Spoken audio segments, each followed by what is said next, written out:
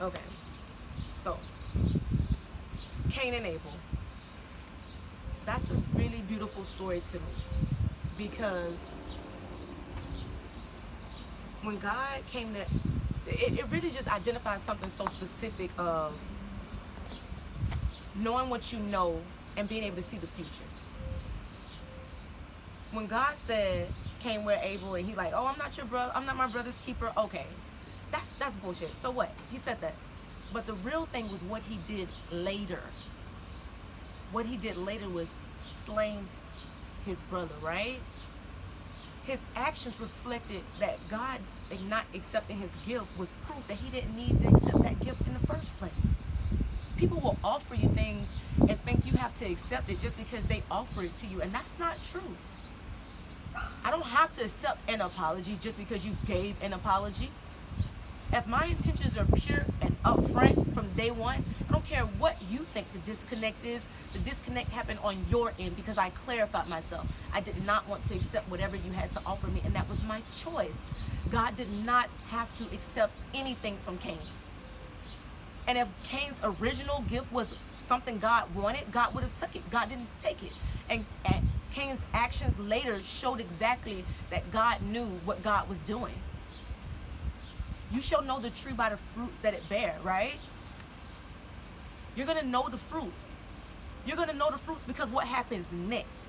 What have you been sowing that's going to show what happens next? What have you been sowing that's going to show what happens next? What seeds are you planting today? What seeds are you planting right now? No one has to accept anything from you, ever. No one has to ever accept anything from you. What seeds are you planting that's going to reflect what you've been investing in? God didn't have to accept it. So the story is, Cain,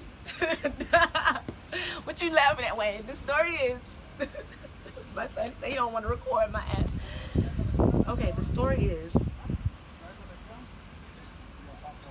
two men offer another man something. Or, okay, two men offer God something.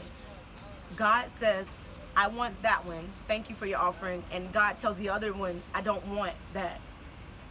So the other one God didn't accept his gift, he comes and he kills his brother. He's like, bitch, God likes you more. Kill you, bitch your ass. So brother dead and his blood like screaming, I guess, like, Jesus. I don't know what his brother, because God came and was like, brother, where your brother at? And he like, why you asking me about him? Get the boy, what? And God like, bro, I hear your brother's blood crying to me. Like, what you do that for? And he like, and then God just put a curse on him, all his generations and stuff. But the thing is, God originally did not accept his gift because his heart was originally not pure. His offering was never pure in the beginning. And that's how I see the dance with men and women. A lot of times men think women have to behave a certain way or act a certain way or do something a certain way. And when they behave this way, they think that we have to accept it. And we don't. We don't have to accept that. We have the right to refuse your offering. We have that right. That's the only thing that we have in life that is ours, is our right to say yes and no to what we want or don't want. And when we say no to you, and the next thing you know, you're married, or you got a baby on the way, or you're just being unprosperous in your life, that was our evidence that your fruits weren't pure in the beginning. That's our evidence. Your life now. That's why you think we're being impatient, but we really are being patient. You think we're not watching, but we really watching. We paying attention, and we have the right to choose who we do this dance with. Our final straw, our final dance. Who do we get to do this with for the next 15, 20, 30, 40, 50, 75, 80 years? We don't know how long we're going to live. So we get to decide what we want when we do these things. Whatever it is that we want, we get to decide. And you have this choice to say whatever it is that you want also. So once someone refuses you, it's like, okay, they had the right. Both of you had the right.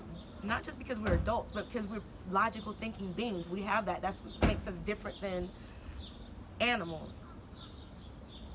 I forgot what I was talking about. Dang. Okay. No, I'm trying to think what I was talking about. Um, choice. Oh, so this is the conclusion. In conclusion, logical thinking beings have the right to refuse other logical thinking beings. And what you do and how you respond after I have told you no says more about you.